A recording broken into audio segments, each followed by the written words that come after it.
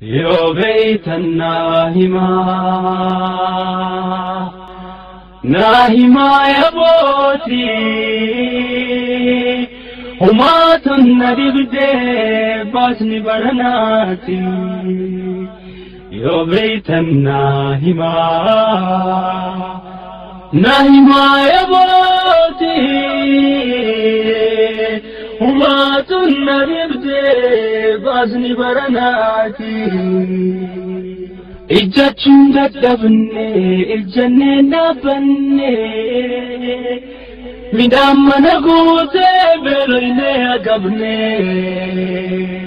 dunyaa keesha guutuu waabituu dadhabne dunyaa dhabne fillee jiruun nurraa nafne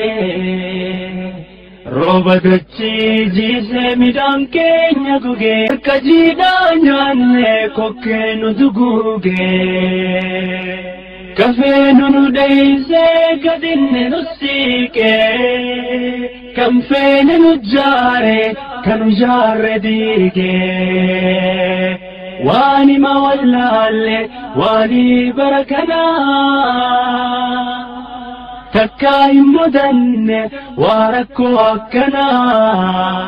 Manguddoos gaafanne seenaallee qoranne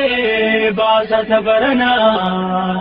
Hayyoon nagee faarsu shororkaan himame Akka namni laawaa mirgisaa dhiibame Akbine